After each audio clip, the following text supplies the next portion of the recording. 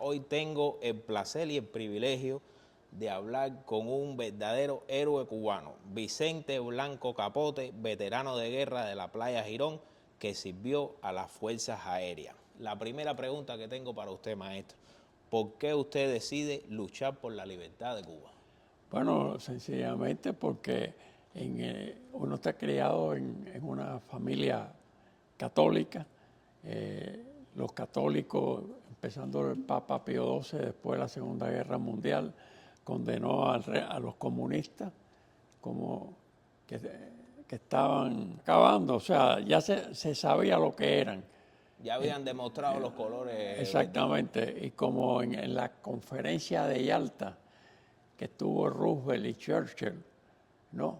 Y Stalin, allí se dividieron y le permitió el gobierno de Estados Unidos a Stalin que se cogieran todos los países, se cogieron a Rumanía, a Hungría, Checoslovaquia, a Polonia, todo lo permitieron los americanos. ¿Por qué? Porque tenían una infiltración comunista en el Departamento de Estado. Pero no vamos a hablar de eso, vamos a hablar de Cuba. Yo empecé en esto porque tuve la suerte de estudiar en el Colegio Belén, un colegio jesuita que se dedican a la educación. Entonces, en ese colegio estudió Fidel Castro. Había un sacerdote que estaba estudiando para ser cura, ¿no?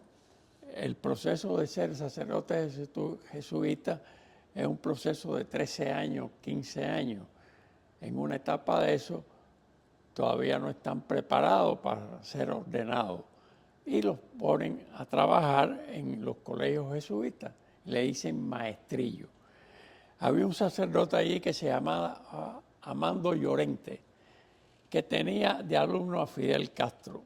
En una excursión del Colegio de Belén, el padre Llorente cayó en un río y se estaba ahogando y Fidel Castro salvó al padre Llorente. Eso creó unos vínculos que nunca se olvidarán en una vida, cuando alguien te salva la vida. Correcto. ¿No? Pasaron los años y Fidel Castro hizo su revolución en Cuba, allá en la Sierra Maestra, y la jerarquía de la Iglesia Católica, el provincial de los jesuitas, tenía conocimiento y le habían hecho llegar que había muchos comunistas con Fidel Castro. Entonces el provincial de los jesuitas llamó al padre Llorente y le pidió que fuera a ver a su alumno, sabiendo el padre Llorente los riesgos que tenía, porque él no iba como sacerdote, tendría que ir vestido con civil, como anda la persona.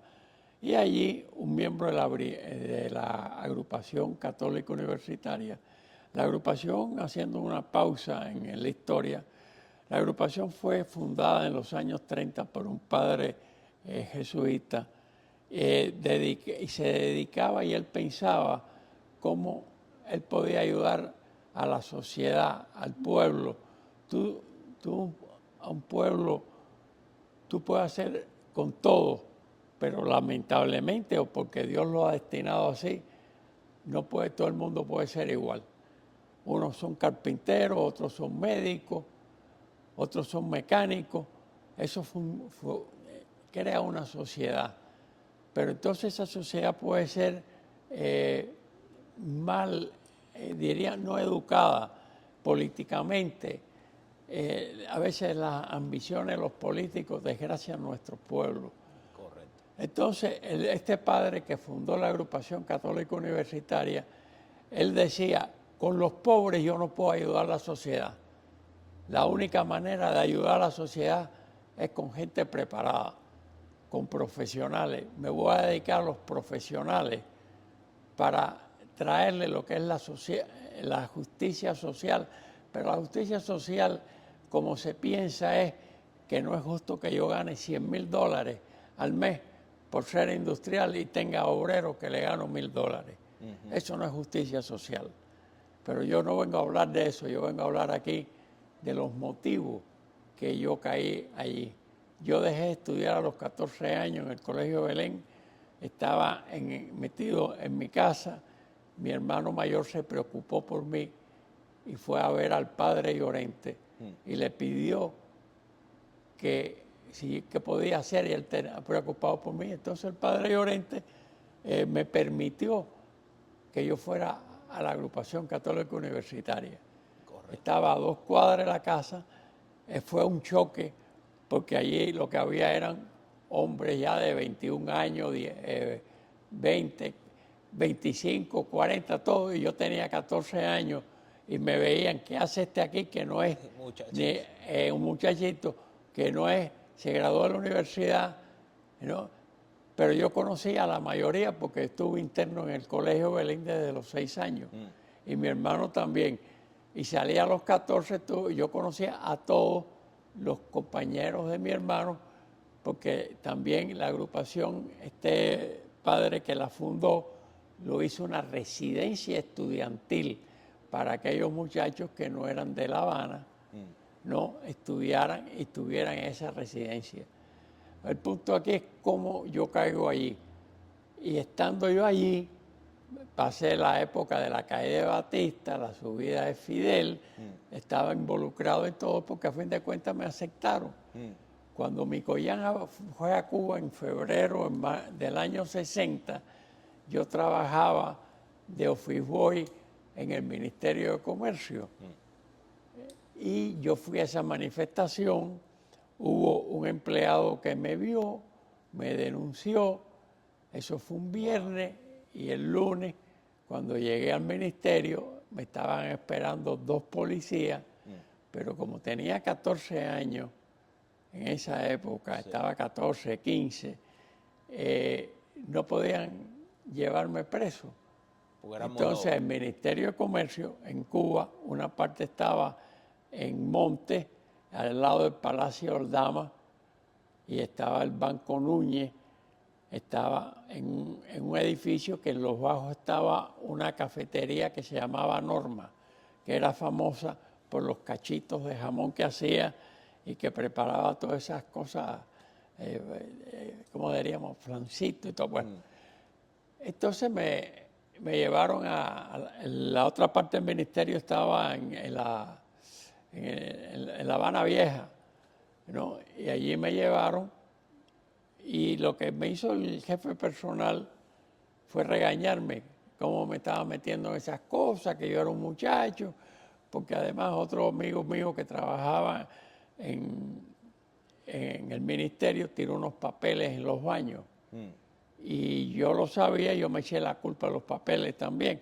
Bueno, el problema es que eso ardió Troya. Seguí trabajando en el ministerio, pero ya mi hermano estaba intranquilo, y entonces el padre Llorente decidió, vamos a resolver el problema, que se vaya para Miami. Y vine para Miami. Salí de Cuba el 6 de mayo de 1960. Tenía un contacto que el padre Llorente me dio. Yo tenía que ir a la iglesia Jesús, que está aquí en Miami. Allí eso lo manejaban las monjas. Entonces llegué allí, pregunté el nombre de la monja y me presenté y le dije, mire, a mí me mandó el padre Llorente, ella nerviosa, ¿no? No, para que usted llame a los que me van a recoger aquí. Wow. Entonces, allí vino solo. Vine solo. Solito. No, y lo mejor fue en la aduana, porque como yo era menor de edad, me pregunta qué yo voy a hacer. Y yo le dije, yo voy a ver al psiquiatra, que yo pasaba por un psiquiatra que estaba en Topeka, en Kansas City. Vengo a verlo. Cuando yo dije psiquiatra, es como decir comunista. Sí. Porque dice, coño, está loco, y aquí siempre miedo a los locos. Sí. Entonces me entrevistaron, y al final de la entrevista salí con 3 meses para estar aquí. A todos los que llegaban le daban un mes nada más. Mira para que tú veas. O sea, tuve labia y lo convencí. ¿Ok? Entonces, allí el problema es que me fueron a buscar y me llevaron a una casa que con la historia, esa fue la casa que usó el 26 de julio en la época de la revolución contra Batista. que la casa estaba en 1410 Brickell Avenue. Ya eso no existe. Ya no existe. Y ahí estaba lleno aquello. Y casualmente cuando llego alguien me dice, ¿tú sabes quién está aquí? Le digo, no, ¿quién? No, el comandante Nino Díaz, que se había rebelado también contra Fidel y participó en la fundación del MRR. Y atrás, en la casita, está el comandante Michel Yaourt, que fue presidente del tribunal que absolvió a los pilotos que Fidel acusó que habían tirado bombas, Michel Yaourt. Y Ricardo Loría, que había sido otro comandante, que fue uno de los que llevaba las armas a la Sierra Maestra. ¿No? Y ahí te empataste con todo el mundo. Ahí me metí, y yo le pregunté a uno, le dije, chico, y no, que aquí nos vamos a preparar para ir a pelear contra Fidel Castro. Y ahí te unes a ellos. Ahí es como, ya soy parte del grupo, bueno, ya me conocían, ¿no? Siempre me decían una palabra, mojón, ¿qué tú haces aquí? Eso es lo que me dijo Roberto Barona cuando me fue a buscar a la iglesia y eso, y me dijo, mojón, ¿y qué tú haces aquí? Y se me mandó el padre Llorente, le dije, para cara. Y ahí empezó entonces. Ahí, aquí empezó la parte y aquí ya empieza la historia. El 16 de mayo del año 60, hay que poner un paréntesis aquí y explicar porque esto tiene relación. En el mes de mayo, un avión espía, el U-2, que lo manejaba un piloto, Gary Power, fue derribado sobre la Unión Soviética. Para tal efecto, se llegó a hacer una conferencia en París de Nikita Khrushchev con Eisenhower, que era el presidente. Correcto. ¿No? En ese tiempo estaba programada una cumbre en París. Entonces, el 16 de mayo a los 10 primeros nos llevan a Fort Lauderdale a un motel que se llamaba María Antonieta, ya tampoco existe. Y allí, esperando la primera reunión de un grupo de cubanos con el CIA. Estando allí en la madrugada de la noche del 18 de mayo al 19 de mayo, en la madrugada se apareció en el hotel Manuel Artime Buesa. Manuel Artime fue el hombre que cuando el padre Llorente, y vamos un momentico atrás, cuando el padre Llorente visitó a Fidel Castro para ver si había comunistas, que Humberto Sorí Marín le dice que eso estaba lleno de comunistas, el padre Llorente, en una forma muy inteligente, le dijo a Fidel Castro, te voy a mandar a algunos de mis muchachos para que estén aquí contigo, que están con tus ideas, ¿no? Y Fidel Castro, que no era bobo, le interesaba mucho el apoyo de la Iglesia Católica. Dijo, ¿cómo no? Mándamelo. Y ahí entonces que Manuel Artime Buesa, ¿no? Al padre Llorente pedirle que vaya a la Sierra Maestra, Manuel Artime Buesa llamó a su otro compañero Emilio Martínez Venegas, que todavía vive, ¿no? Para irse a la Sierra Maestra. Cuando viene con ya Fidel Castro, llega a La Habana, pone a Manuel Artime Buesa, jefe de la zona de Ciro Redondo, en la Sierra Maestra, a que estuviera allí, ¿no? Entonces, Manuel Artime creó un grupo que se llamó los Comandos Rurales, que la mayoría venían de la Agrupación Católica Universitaria y de la Juventud Obrera Católica. La idea de Artime era hablar de cooperativas, de alfabetizar y educar en esa zona. Eso todo se acaba cuando Artime va a una reunión donde Fidel Castro dice claramente a ese grupo que el plan era comunista. O sea, las cosas que habló Fidel Castro siempre dijo que no eran comunistas. Que no era comunista. Ya pues, acuérdense, la revolución decían Raúl Castro es comunista pero Fidel no lo es y Fidel no va a permitir que su hermano meta su lucha. Correcto. Entonces, en esa reunión, claro, el padre de Artimes fue comunista en Esmeralda. Sí. Fue Fidel Castro en la seguridad, porque realmente la tiene, el bla bla que convence a la gente. Era un líder, La labia. no podemos quitarle, fue un hijo de puta, no hay Así otra mismo. palabra para decirlo, pero un líder que atraía a la gente. Tenía el poder de convención. convencimiento. Manuel Artimes era exactamente como él, era un líder, era un hombre que convencía, ¿no? Que llama, ¿no? Que mueve masa. Mueve masa, porque Dios le ha dado esa característica que con el bla, bla, bla hagan las cosas.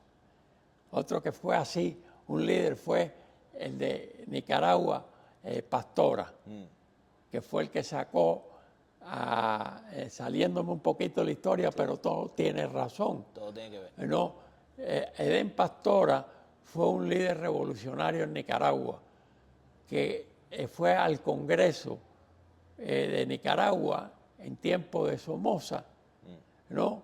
Y obligó, por el secuestro que hizo ahí dentro del Congreso de la gente, que Somoza liberara a Daniel Ortega, a Humberto Ortega, a todos los grupos esos sandinistas. Eso fue Edén Pastora, que después se dio cuenta que los Ortega eran comunistas y se reviró y creó uno.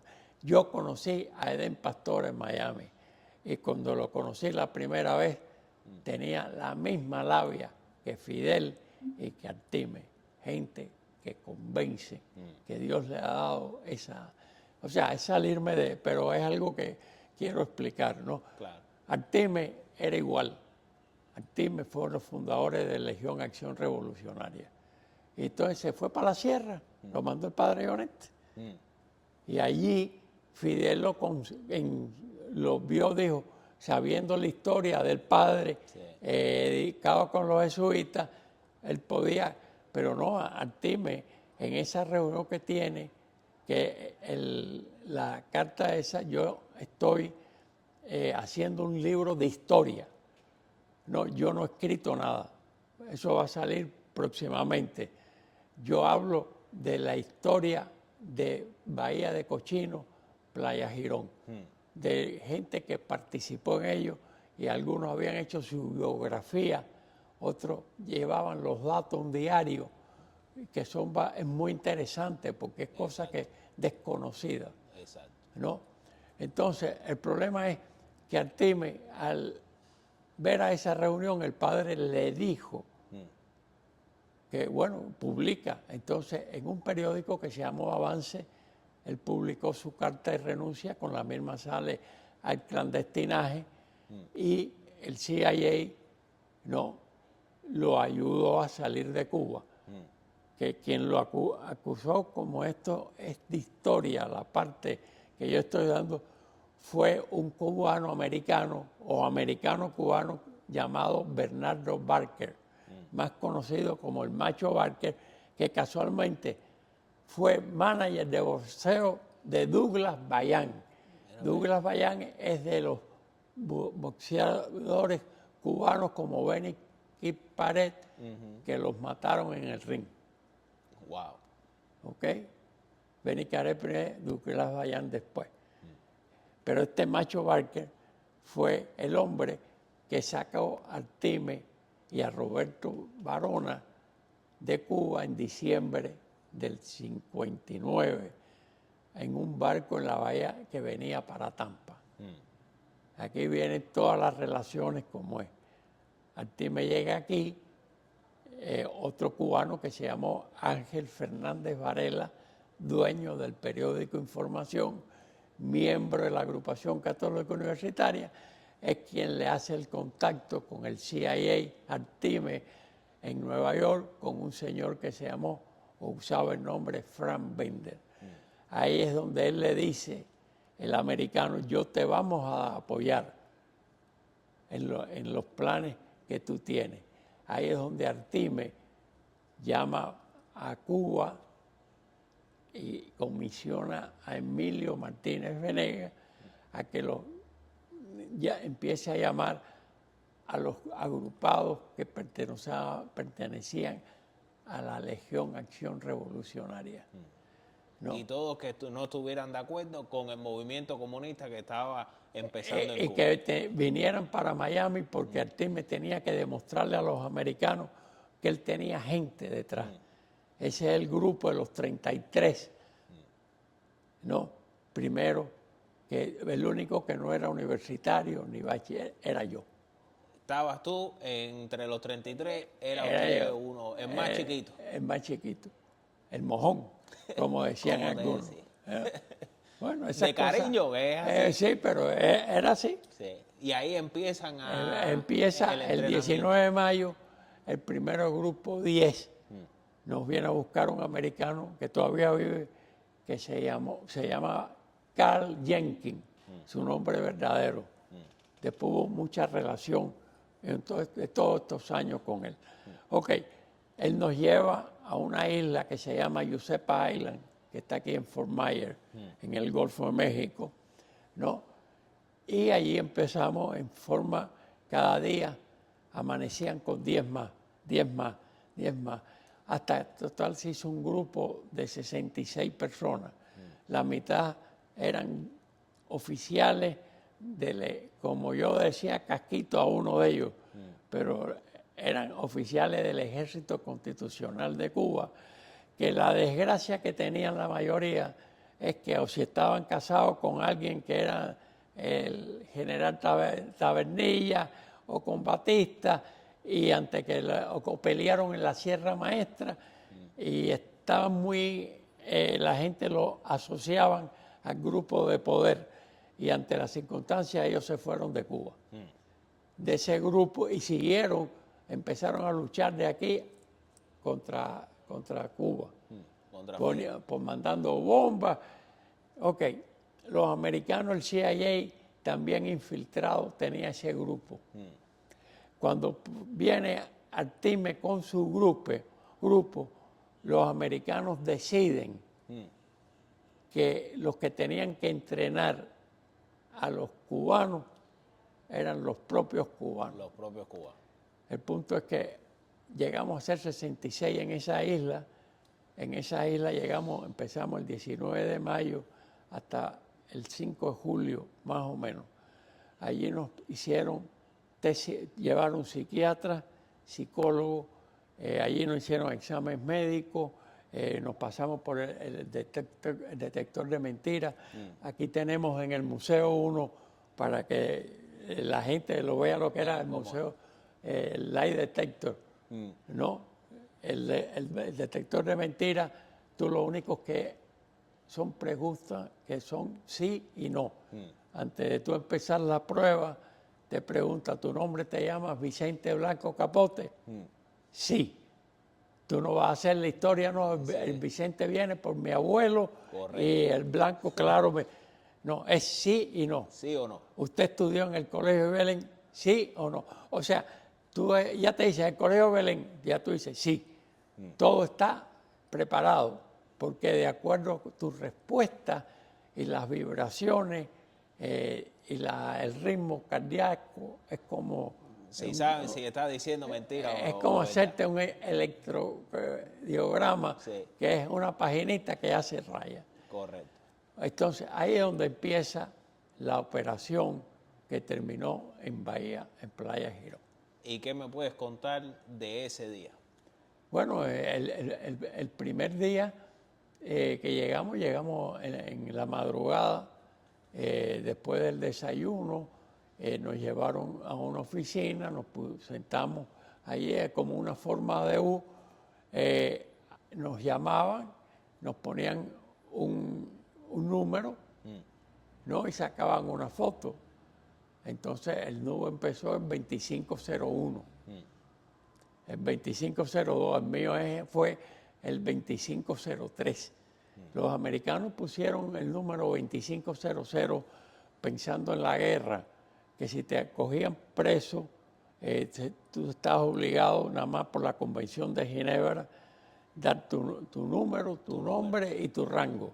No, tú no te pueden, o sea, no te Sí. pueden interrogar, eso es bla, bla, bla, pero eso, te pregunta 2503. Sí. Tu nombre, Vicente Blanco Capó. Que usted era radiooperador, punto. Entonces, empezaron a los días llegando, entonces empezaron las pruebas psicológicas, los test, los exámenes médicos, el psiquiatra. Así ellos hicieron un perfil. Para una cuestión de historia, hubo problemas cuando empezaron a llegar los militares, porque nosotros teníamos el concepto que todo militar que había salido de Cuba era porque tenía las manos manchadas de sangre y que era un asesino. O sea, era algo erróneo, ¿no? Porque la condición de Artime para aceptar esto de los americanos, que los que vinieran allí sí salieron de Cuba porque eran militares y tenían miedo y ocuparon un puesto que podían, o sea, algo que ya yo he explicado. Tú no eres culpable de ser soldado bajo un régimen tirano. Tú entraste en el ejército porque te gustaba. Además, todos eran tenientes. Había dos capitanes, uno Alfonso Carol y el otro José Pepe San Román. Alfonso Carol fue el primer jefe de la base Trax cuando ya nos llevaron a Guatemala. Y Pepe San Román sustituyó a Carol y fue el jefe de la invasión, el jefe militar. ¿Qué sentí yo? Bueno, una emoción como muchacho al fin de cuentas y todos iguales. Estamos en algo que creíamos que era un régimen comunista, que es ateo, que es malo. O sea, teníamos una formación ya católica, estábamos claros, aparte, la guerra se hacen con gente joven, tú no haces una guerra con viejos. Por eso tus padres te dicen, no seas carne de cañón. Cuando un padre te aconseja algo es porque él vivió esa experiencia, no necesariamente en una guerra. No, puede ser en un trabajo, no coges ese trabajo, que ese es muy malo, ahí van a acabar contigo. Así mismo. Te van a poner a picar piedra y eso acaba contigo. Búscate otro trabajo, estudia, muchacho, te dice, estudia. Es lo mismo que uno le diría. Yo le diría a mi hijo, no seas carne de cañón tampoco, porque a fin de cuentas la lección que uno tiene, no vale la pena hablar de eso. El problema es que uno es idealista. Es como el matrimonio, no te cases tan temprano. Espera. Espera a ver Espera. más adelante. Porque después todo tiene consecuencias. Así mismo. No comes tanto dulce que te va a dar diabetes. Así mismo. No, eso no me da a mí, eso le da al otro. No fumes, que te va a dar cáncer, eso le da al otro. Uno piensa cuando tú vas a la guerra, el que matan es el que es al lado tuyo. ¿No? Y cuando estás en eso, dice, Dios mío, que no me maten. Yo tuve la suerte, los americanos nos dividieron en dos grupos, los que iban a ser radiooperadores y los que iban a entrenar, que eran los militares. Del grupo nuestro sacaron 5 que consideraron que tenían las condiciones para... tienes que ser líder, o sea, de dirigir tropas. Carisma que tenían. Pero lo más importante, y yo sí me di cuenta de eso, pero como ellos me decían que era un mojón, hablar, ¿qué tú vas a saber de eso? Sí. Cuando los americanos deciden que la mitad fueran radiooperadores, eso cayó mal en mi grupo, porque todos queríamos ir con armas. Todos querían luchar. Exactamente, pero lo más importante es las comunicaciones. En toda vida, si no hay comunicación entre el empleado con el jefe, así mismo. el jefe con el empleado, tú con tu mujer, tú con tus hijos contigo, lo más importante es las comunicaciones. Y teniendo las comunicaciones tenías el poder. Correcto. Porque tú eras el telegrafista y tú tenías que mandar la información al otro lado. Al otro lado. Por eso era importante ser telegrafista. Yo lo entendí. Sí. Después ellos lo entendieron. Entonces, a mediados de junio transfirieron el grupo de los militares y los 5 que eran de los civiles y fueron para Panamá. Ahora se habla de esto con nombres, pero en esa época no lo sabían. Fueron a Panamá, a un lugar que se llama Fort Gulick. Ahí empezaron a recibir, a refrescar un entrenamiento más amplio, explosivo, artillería, armas rusas, ¿no? Las israelíes, o sea, porque ellos iban a entrenarnos a nosotros. A nosotros nos llevaron a Guatemala el 5 de julio, salimos en la noche de la isla en un lugar en Fort Myers que se llama Buquilia, que todavía sigue este embarcadero, ¿no? Porque la isla Josepa desde los años 20 era una isla para millonarios. Hicieron su casa club, que aquí tenemos la foto, ¿no? Y desde Josepa, ¿no? Y fue comprada por un cubano, o sea, los americanos para esta operación, porque los americanos son como la gatica de María Ramos, tiran la piedra y esconden la mano. O sea, los rusos se meten en Crimea, ¿no? Y esto es mío. Sí. Los americanos, para hacer eso, tienen que buscar gente que no sean americanos para decir que ellos no, pero ellos sí. Exacto. Las potencias, esta trabaja así. Trabaja así. Si fueran ingleses y franceses, cuando la crisis de los misiles famosos de octubre, hubieran entrado en Cuba. Exacto. Los de aquí no, porque el presidente Kennedy fue un traidor y nos traicionó. Correcto. Nos ofreció cobertura aérea, no la dieron. Pusieron una flota que había 5.000 marines listos para entrenar en Cuba. Los americanos, Kennedy no, fue cobarde, ¿no? Porque hizo un acto de cobardía. Correcto. Ofrecieron ayuda y no la dio. Y cuando la dio mal hecha. Porque lo único que permitió Kennedy fue el 19 de abril, 1 hora de cobertura aérea, ¿no? Y se equivocaron. Eso es lo que dicen ellos. Porque la hora de Cuba, de Washington, con La Habana es la misma. Y los aviones nuestros, en vez de poner los aviones del portaavión a sobrevolar, esperando a los otros la llegada, es como tú tienes una cita con alguien, le dice, te veo en 23, en la calle 23, ahí cerca del cementerio, ahí estoy con mi carro, blanco, tú lo vas a ver, ¿no? Sí. Entonces, eso es lo que tenían que hacer, esperar que llegaran. Y volaron 1 hora antes. A las 6:30 salieron. Entonces fueron 1 hora, no vinieron y aterrizaron otra vez. E inmediatamente llegaron los aviones que ya venían, -1, tripulados por americanos, porque ya los pilotos cubanos no podían volar, ¿no? O sea, estaban extenuados. Sí. Tenían que darle una pastilla cuando llegaran, ¿no? Porque tenían que volar 7 horas para estar 20 minutos sobre Playa Girón o 30 minutos. Tenían que volar a 5.000 pies de altura, porque si no interrumpían en los vuelos comerciales. Entonces, piensen ustedes que te pones 7 horas volando con un avión. Aquí tenemos una réplica. Aquí es un modelito.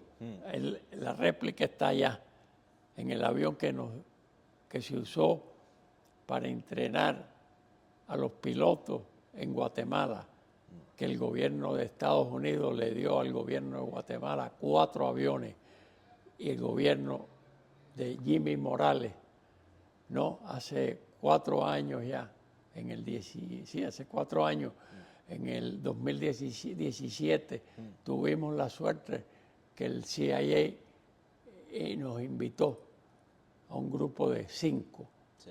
¿no?, a visitar, y allí coincidió Jimmy Morales y casualmente con Félix Maer Rodríguez Mendigutía, que era el chairman del museo y que fue el hombre que preparó con su inteligencia dónde estaba el Che Guevara en Bolivia. Él fue el que le dijo al coronel Centeno que esto es historia. Después lo mataron en París, ¿no? Wow.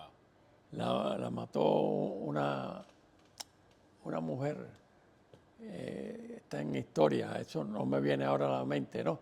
Pero el hecho que Félix Maer Rodríguez, que también fue miembro de la brigada, de los tiene infiltración, de los que entró con otros en forma diferente, en días diferentes, entraron en Cuba a preparar la invasión. Pero los americanos no les avisaron el día de la invasión para haber saboteado los puentes. Wow. Esa es parte de historia que los cubanos no saben. Los mismos americanos que nos entrenaron, no nos avisaron. Wow. ¿No? Entonces me cuenta que en ese día los americanos 1 hora antes es que dan El 19 de abril, que estábamos desesperados. El 19 de abril estaban preparados los dos, el Bárbara J y el Blackar, para llevarle, escoltar a los otros barcos, a llevarles municiones, porque lo único que pedía Pepe San Román en los mensajes, más municiones. No teníamos municiones. No. Correcto. Los americanos, el señor Kennedy estaba cagado que le tumbaran un avión o le hicieran daño a un barco. Hubo un barco, el Murray, que era el barco insignia de los destroyers, estuvo pegado a la costa en forma paralela. Hubo un marinero de ese barco que cuando yo estaba en la asociación, este es el museo, en las oficinas de la asociación, que también teníamos un museo, ¿no? Correcto. Se acercó allí, estaba viendo las fotos de los destroyers, las fotos que tenemos aquí en este momento a mi derecha, ¿no?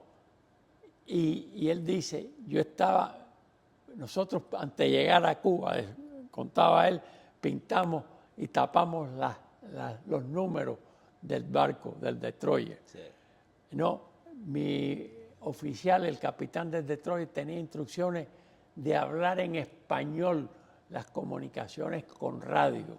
Fíjate, esto es como piensan los americanos, Sí. como si fueran come mierda a los cubanos, ¿no? Entonces, estábamos paralelos a la costa y nos dispararon de la costa. Había unos tanques de Fidel allí, los T-34, dispararon y están, como se dice, tú vas tirando para, hay una palabra que ahora no me viene, no, va a tirar para acercarte, ¿no? Viene un tiro y el capitán llamó al Detroit, sería el portaaviones, ¿no? Llamó allí hablando en español y lo regañaron. Pues tenía que, en inglés, que un coño hablando inglés, claro. Entonces, para ver qué hicieran, le dieron orden que se retirara. Y retirándose, vino el segundo disparo. Estaban mirando, o sea, tirando a aproximación, diríamos. Sí. Entonces, este cuento que yo estoy haciendo, ¿no? Que el americano nos dice, había 2 personas de la brigada, uno que se llamó Román Delgado Bello, murió hace menos de un mes. Cuando murió tenía 93 años. Él era jefe de los camiones que tenían una calibre 50 arriba, un M35. Él estaba en la orilla. Él vio como el destroyer daba la vuelta y dice, yo nunca vi correr un barco de guerra así. Sí. Entonces, él vio el tercer disparo. Y él dice, Vicente, si hubiera estado el destroyer allí, lo hubiera dado. No estaríamos tú, Jorgito, estaría sentado ni Vicente aquí ahora. Wow. Porque si le hubieran dado al destroyer, el almirante Walker, que estaba allí, le hubiera dado orden que disparara. Que disparara. ¿No? So, y hubo otro sí. que estaba encaramado en una palmera, en un cocotero. Y él, cuando yo cuento este cuento, yo se lo hizo, me dijo, oye, Vicente, yo estaba allí, yo vi esa operación de los tiros y les destruye. La invasión empieza el 17 de abril, pero el 15 de abril hacen un ataque aéreo, que allí tumban un avión nuestro, ¿no? Cuando se iba. Ahí atacan a Colombia, a San Antonio Los Baños, en San Julián, ¿no? Que está en Pinar del Río, atacan en Oriente, ¿no? Originalmente el ataque iban a ser 18 aviones, 16 aviones en la mañana, 16 en la tarde, el 15 y 16, el 16 otro ataque en la mañana, pero el hecho es que si la invasión había que hacerla como le hicieron Normandía, ataco hoy y entro hoy.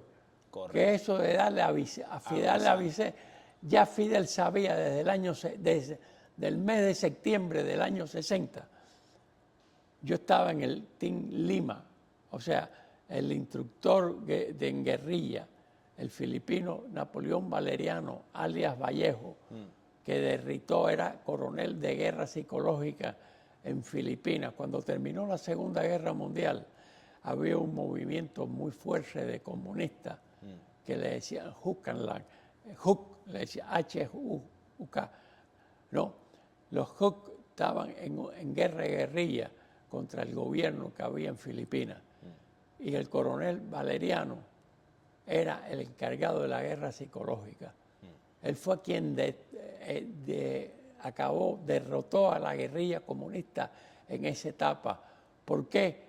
Él era un hombre muy inteligente y lo que se le ocurrió fue, eso está en historia, en la operación Nenita.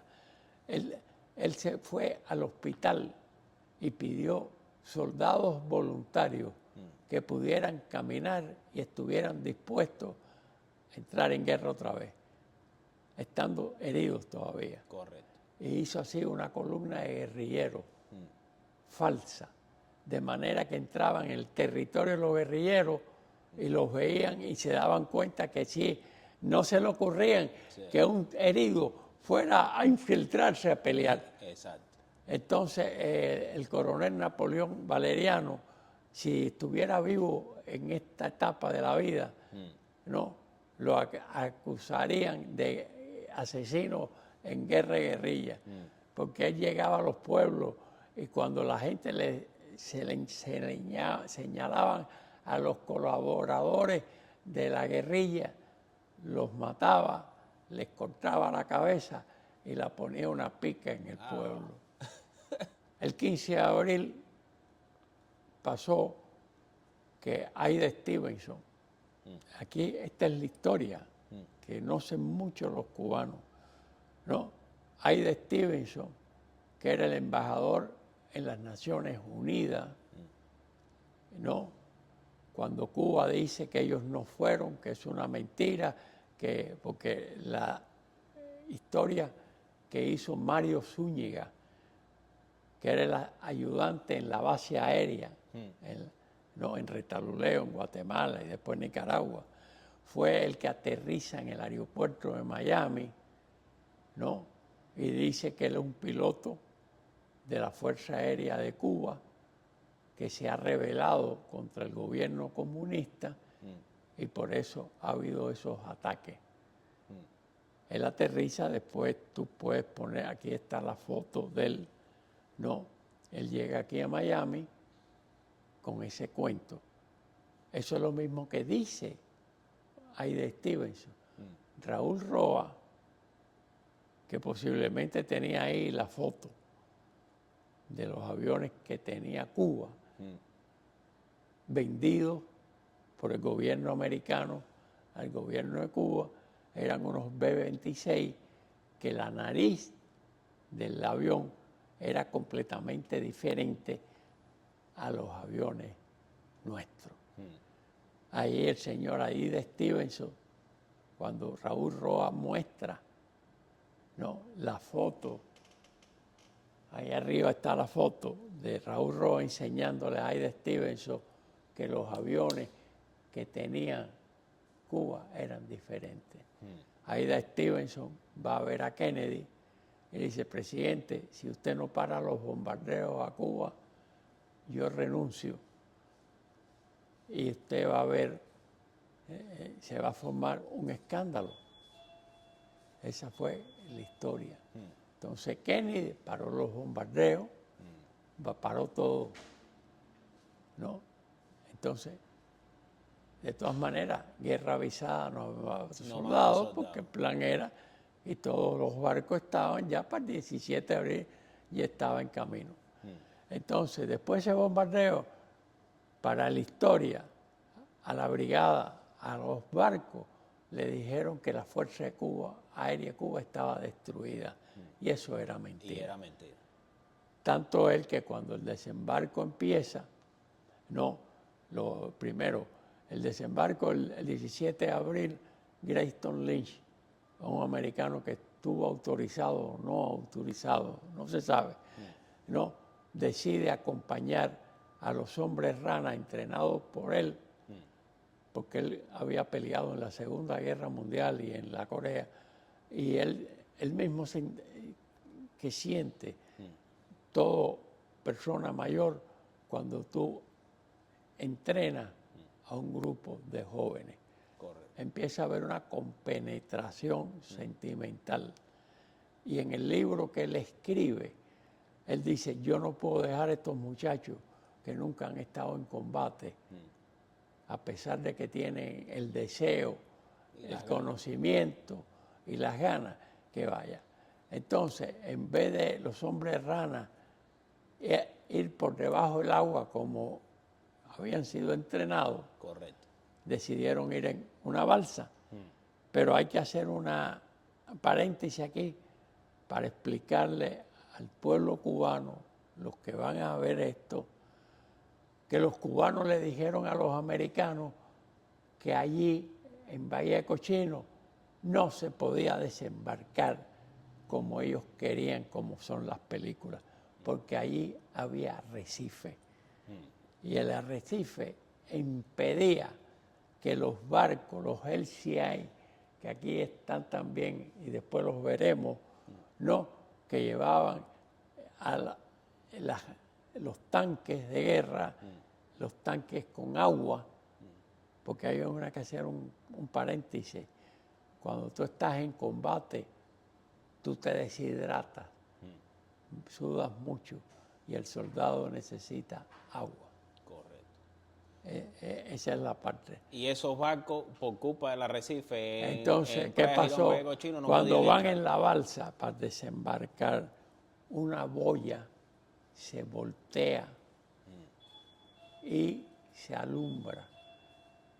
El pueblito de Playa Girón era un pueblito de pescadores, pero había una milicia allí, y cuando ven la luz piensan que es un barco de pesca que necesitaba ayuda. Entonces, ya estaban tan cerca, ¿no?, que Greyston Lynch, cuando vi el jeep, piensa: no han descubierto. Pero la otra historia del jeep, que esta me la hizo un pariente que estuvo el otro día aquí en el museo, el jefe de la milicia, cuando ve la luz, no sabía manejar y llamó a un muchacho de 15 años para que manejara el jeep, porque él quería ir a un teléfono que estaba a 2 cuadras para avisar que había algo. Pasando ahí. Entonces, ese es los disparos que le hace Greyston Lynch con un BAR como este, y ahí empieza el tiroteo. A su vez, empezaba en Playa Larga el desembarco de los botes que tenemos ahí comprados en Sears con motores de 40 caballos que empezaron a fallar. Y aparte de Cuba, Playa Larga, ya había milicianos allí, empieza el disparo de Playa Larga al Bárbara J. Y del Bárbara J lo responden con las calibres 50, silenciaron aquello, al fin de cuentas pudo desembarcar uno de los barcos con el William Reed Robertson, que fue el otro americano que desembarcó en Cuba. Y el primer día de desembarco, entonces la brigada no tenía Empieza el desembarco, ¿no? Llegan los aviones nuestros y llegan los aviones de Fidel, los T-33, los Sea Fury, y tenían más capacidad en velocidad los T-33 y los Sea Fury, porque los aviones nuestros, los B-26, igual que los B-26 que tenía Castro, no, volaban a 250 millas, ¿no? Entonces empieza la guerra, se puede decir, llegó el día, ¿no? Dice Pino, Rafael Pino, en su libro que Fidel había dado órdenes que primero atacaran los barcos. Bueno, si así Fidel era muy inteligente, o sabía ya. Ya por atrás del telón la Porque había información, sí. como yo hace rato, unos cuantos minutos antes, hablé que a nosotros nos habían dividido en 2 setines. En Lima era jefatura. Cuando empezó el entrenamiento en septiembre, allí en la montaña, en otro lugar, ya empezaron los rumores de que había cubanos entrenándose en Retaluleo, en la finca El Betis. No, porque ¿a quién se le ocurre hacer un entrenamiento en El Betis llevando 33 gente blanca, Sí. cuando los guatemaltecos, y más en esa zona, son diferentes a nosotros? Son bajitos, son más trigueños. Al meter a los blanquitos en El Betis, allá diste un informe, Sí. porque esa gente no vive solo ahí, compran en otro lugar, van a la ciudad, empiezan a decir. Entonces los americanos dijeron, y si hubieran rumores que era gente que estaban estudiando, ¿qué carajo estudiando? Después meten un soldado, 2 Rangers guatemaltecos que estaban en uniforme de pantalón verde, aunque estuvieran pullover blanco, usaban su gorrito militar a entrenarnos allí. Uno era el sobrino de Idígora Fuentes, llamado Ricardo Fuentes, y el otro se llamaba Alfredo Mata, que terminó general del Ejército de Guatemala. Y una historia que yo tengo documentada del sacerdote que se desembarcó, ¿no? A las 6 de la mañana del 17 de abril había 200 milicianos que se habían entregado. Y hubo algunos que sirvieron a la brigada. Hay una anécdota de un matrimonio que estaba de luna de miel en Girón, que el marido dejó a la mujer y se incorporó a la brigada a ayudar. Hubo personas del pueblo que se levantaron con ustedes. Bueno, tenemos el de la luna de miel, el que hubo que esperar que fuera el amanecer, porque hubo un pescador, Pescador. ayudó a la brigada para poner las señales para entrar por la parte menos rocosa o menos, porque ahí había barcos de pesca. Correcto. ¿Tú me entiendes? Entonces empezó a desembarcar la brigada y empezaron entonces, la brigada no estaba preparada para coger prisioneros. O sea, la mente del brigadista es, yo voy a una guerra en que o mato o me matan. Y si me agarran prisionero, me van a fusilar. Ese era el concepto que tenía el que desembarcó allí, el que fuera capturado, ¿no? Y la brigada no estaba preparada ni iba a hacer eso. O sea, nosotros íbamos a jugar con las leyes de la guerra. Tú te rendiste, no te mato. Sí. Pero los milicianos sí mataron. Nosotros tenemos documentados 67 muertos en combate. ¿No? Que si en los combates están los que se rindieron. Hubo una anécdota que me lo hizo un señor que vino aquí que tenía 12 años, que él era del pueblo Juma, Bejuma, ahí tenemos el nombre, ¿no?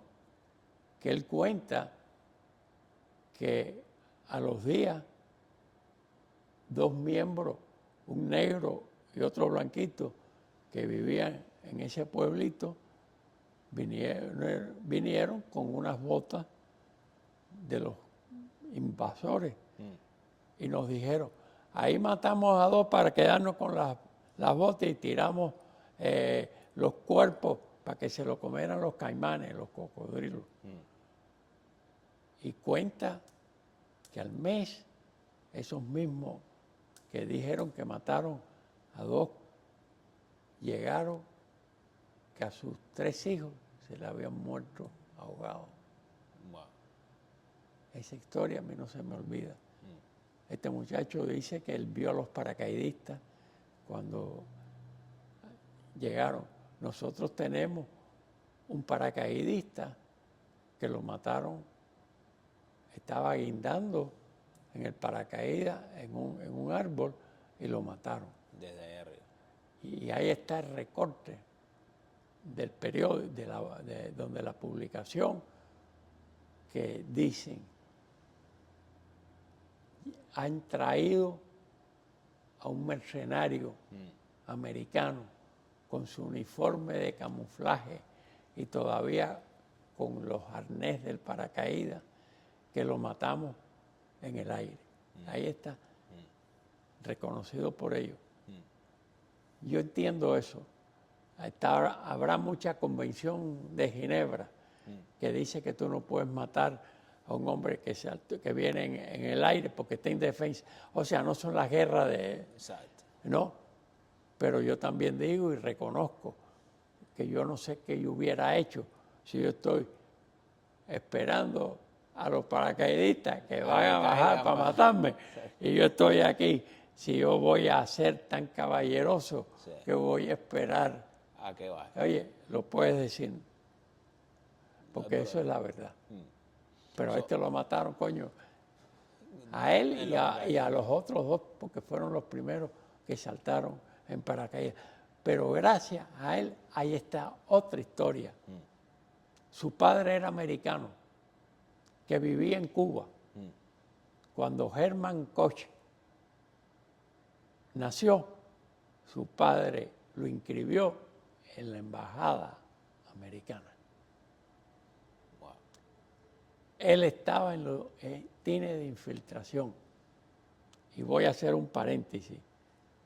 Yo cuando di judo en Cuba, el kimono que yo usaba era el que Herman Koch me regaló. Wow. ¿Ok? Mira, Las cosas de la vida. Herman Koch era ciudadano americano, pero hay que terminar la historia. Correcto. Él está en los tines de infiltración. Cuando los americanos se dieron cuenta que él era ciudadano americano, le dijeron, tú no puedes ir en los tines de infiltración, porque si te agarran preso, van a decir que el gobierno americano estamos preparando esta invasión. Correcto. Era la cosa más grande. Cuando entra entonces la Brigada 2506 sin apoyo aéreo de los americanos, me cuenta... O sea, el apoyo aéreo de los americanos era para proteger los aviones nuestros. Correcto. Que me cuenta que... No hubo, ese día tumbaron 2 aviones.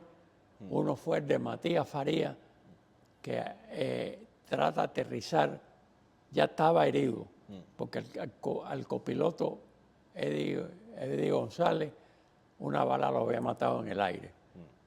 ¿No? Entonces, él tratando ya, cuando iba aterrizando, pasó un T-33 y le dio otro pase de tiro. Y ahí se desplomó en la pista. O sea, las ruedas se doblaron, entonces se arrastró hasta que paró.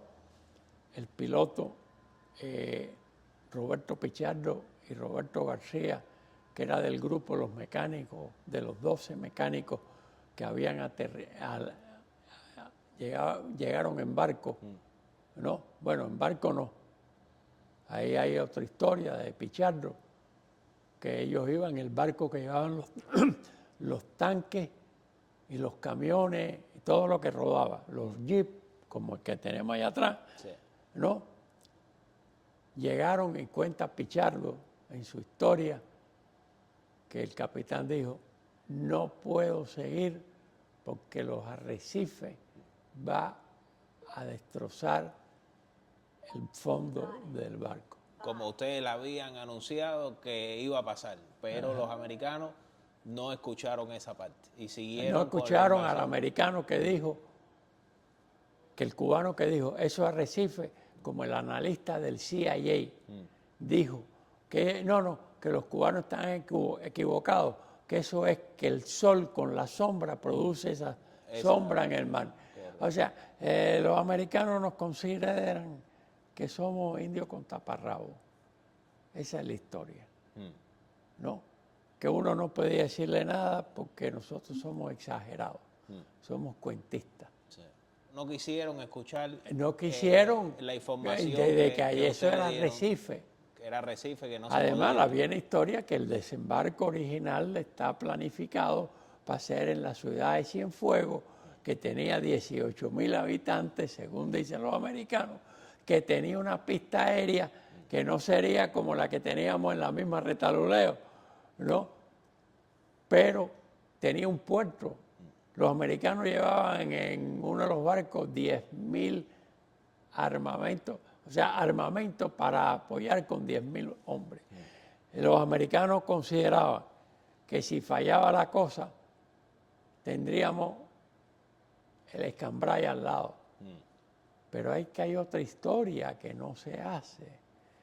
El último viaje que yo hice a Cuba el 5 de marzo de 1961, que los americanos nos dicen en el briefing, primero nos decían, si aterrizan en Guantánamo, los vamos a entregar a Cuba. No pueden aterrizar en Guantánamo. Nos dijeron que teníamos que hacer un dropping de armas en 3 sitios diferentes en el Escambray, porque la guerrilla estaba desesperada, estaba sin armamento.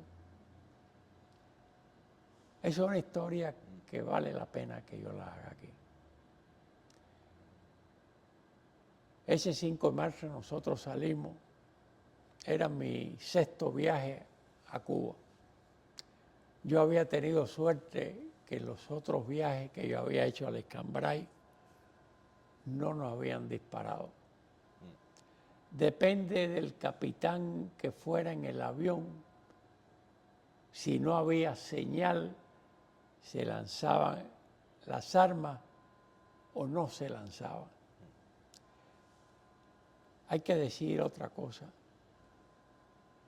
Cuando el cubano que estaba alzado en el Escambray necesitaba armas, ayuda, tenía que mandar un mensajero a Cienfuegos o a Santa Clara para que allí un radiooperador, porque no tenían telegrafistas, hiciera mandar el mensaje a Estados Unidos. Generalmente cuando el mensaje llegaba, ya el guerrillero se había movido. El guerrillero no tenía un beacon, un radio, como tenían los americanos cuando quisieron que Félix Maher Rodríguez se lanzara en paracaídas en Cuba, cuando los americanos en la crisis de octubre pensaron atacar Cuba. Y a pesar de saber la latitud y la longitud donde estaban los aviones de Castro, querían la seguridad, mandando a Félix. Este cuento me lo hizo Félix a mí. A Félix con un beacon. En esa época los americanos no dieron eso. La gente del Escambray no estaban entrenadas. Lo único que teníamos era latitud, longitud. Y el plan era entrar... El plan era entrar en Cuba. El plan, el avión, yo era el telegrafista. Para que tengan una idea, cuando se hacía un viaje a Cuba, cogían los americanos en el briefing, prendían una grabadora, decían el piloto del avión es Pérez Menéndez, el copiloto es Seda, el navegante era Vicente Secade, el telegrafista era Vicente Blanco, los pidió fueron Fernando Puig, Salvador Miralles, Alberto Pérez. Cuando empezamos el dropping, se traba una caja. El piloto los pidió, como le decían, va corriendo al piloto y le dice, Pérez Menéndez, se trabó una caja. ¿Qué hacemos? Y dice Pérez Menéndez, vamos a empezar otra vez el dropping. Eso significaba que nosotros, cuando estábamos entrando a Cuba, hay un faro. ¿No? El faro, al vernos, al sentir el ruido, ya ha habido varios viajes, lo apagaba, pero con la misma avisaba. Entonces, al empezamos el dropping, ya están avisados abajo. Están avisados de que bien. Y empezó el tiro, el fuego antiaéreo. Bang, bang, bang, bang. Nos dan, tú sientes las balas cuando dan en el avión, como si tú te pongo en tu carro y te tiro piedra. Sí. ¿No? Entonces ya yo tengo una visión diagonal. El piloto está delante de mí con un paraván. Yo no lo veo. Yo tengo mi equipo aquí. Yo veo al ingeniero de vuelo que está aquí en el medio, el copiloto, el navegante, un paraván. O sea, tú ves todo, empieza el tiroteo. O sea, el tiroteo para nosotros. Yo empiezo a transmitir que estoy recibiendo fuego antiaéreo. Normalmente cuando íbamos en el viaje, los americanos en un mapa ponían A, B, C, D, y esos eran los puntos en que el navegante o el piloto me tenían que decir, estamos en tal lugar. En ese momento yo mandaba un mensaje que era HC5, 4 puntos, 3 puntos, 5 puntos, ¿no? A la base. Y B, da, como lo harían un radiofaro. Correcto. Mientras nosotros íbamos a Cuba, ellos me transmitían seguido, didida, ¿no? Para confundir. En telegrafía se utilizan lo que se llama las clave Q. Un radioaficionado, y yo que soy radioaficionado, si el tiempo está malo, hay unas claves que cuando yo digo a lo mejor Q, S, T, ya tú sabes que el tiempo está malo. Correcto. Los americanos utilizaron las Q para transmitirme. Entonces yo transmitía, cuando yo transmitía, yo decía fuego antiaéreo, yo estaba transmitiendo una clave en Q, que para el que me oía creía que era una clave Q. Para el americano estaba entendiendo Lo que tú le estabas diciendo. Pero en ese momento que estoy en eso, entra una bala. Yo había, caminando por la base, entré en la armería y me conseguí unas planchas de metal, de acero. Y yo le pregunto al que estaba, al armero, al segundo de la armería, oye, estas planchas que son, dice, no, Vicente, esas planchas son las que usan los B-26 por afuera. El piloto tiene cierta protección por los costados. Y le digo, ven acá, ¿y puedo cogerme esas dos planchas esas? Me dijo, sí, chico, llévatela. Cogí dos planchas y en el primer viaje que hice a Cuba, en el C-46, en un avión como aquel, llevé mis planchas. En el segundo vuelo, que ya fui, en el C-54, que tengo al navegante al lado, yo hice mis dos planchas. Y me dice el navegante, oye, Vicente, se llamaba igual que yo, sí. Vicente, ¿por qué tú no me das ahora de tus planchas, por favor? Dice, coño, y le di la plancha. Vicente Secada se llama. Y voy a decir algo. Esta mierda que le mandé un mensaje para saludarlo.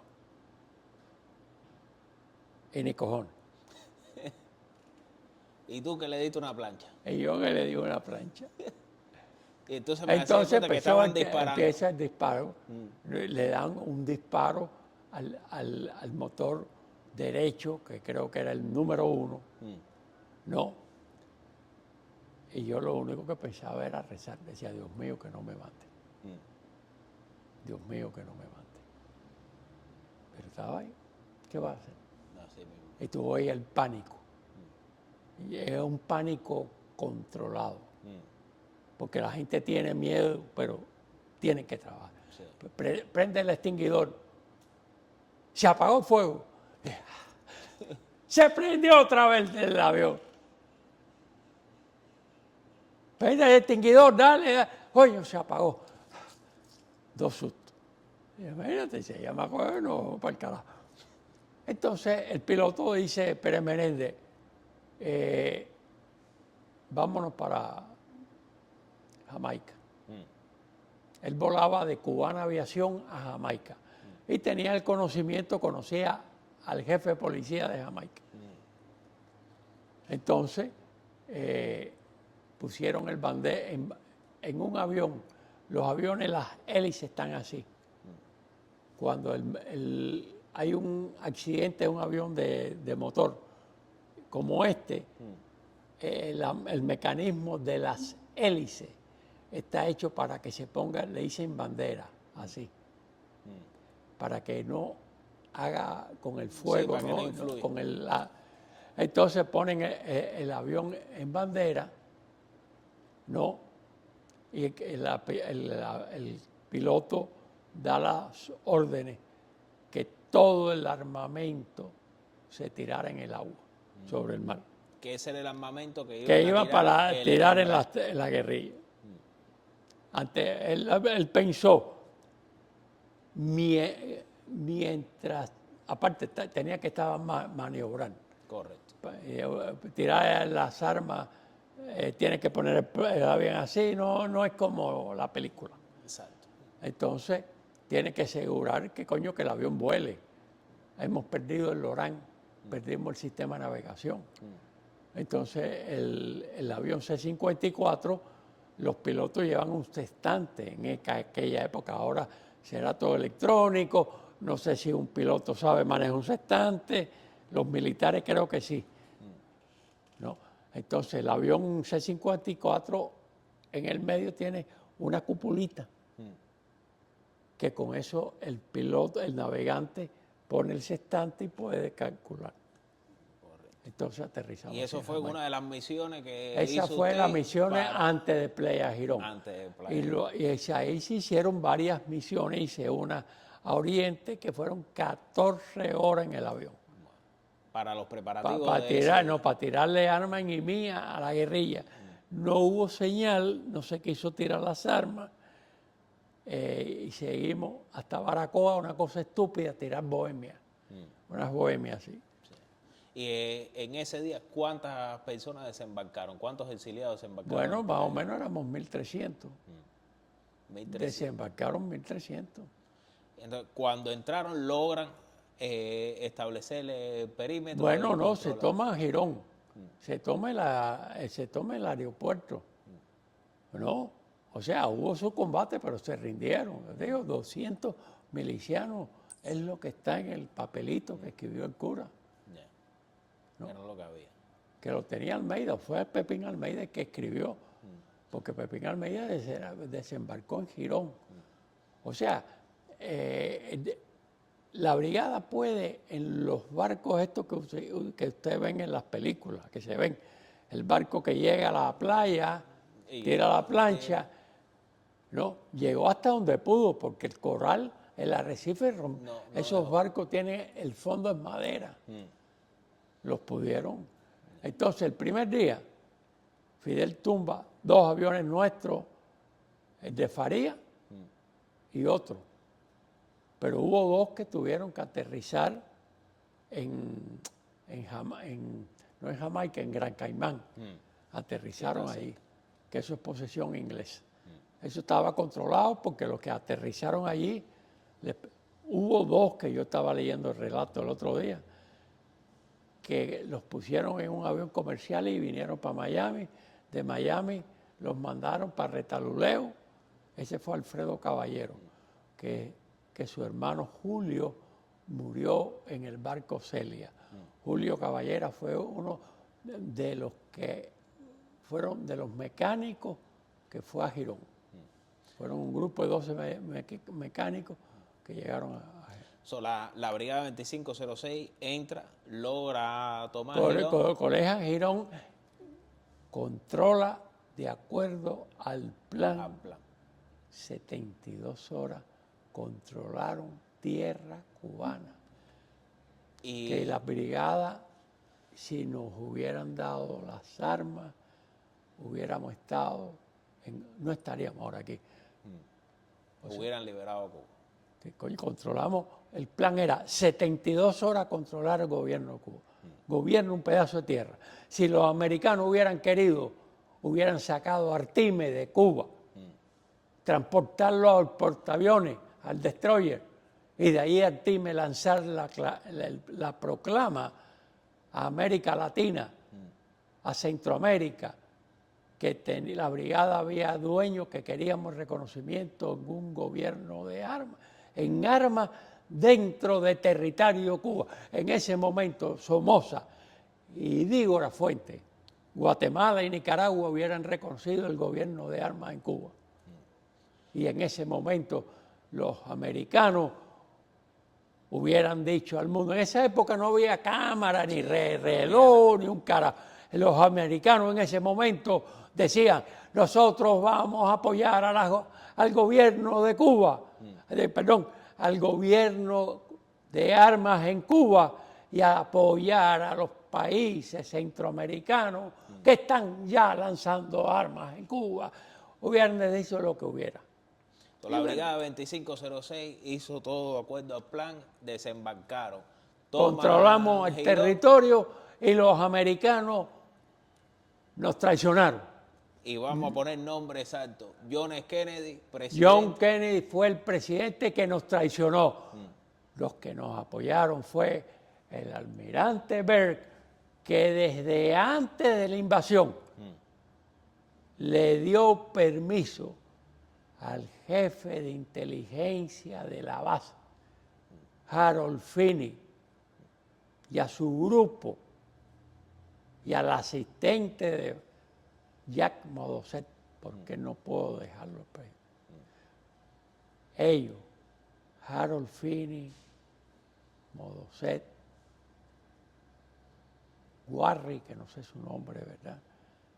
Brincaban la cerca de Guantánamo, la pasaban con su uniforme militar a entregarle armas a la guerrilla, a Tico Herrera, a ayudar al clandestinaje dirigido por Bilbao, por Monín Bilbao, que fue alcalde de Santiago de Cuba cuando Fidel llegó a Santiago de Cuba. Me dice que la brigada, por falta entonces de armamento, De armamento y apoyo de sí, los americanos. en el caso de municiones, De munición.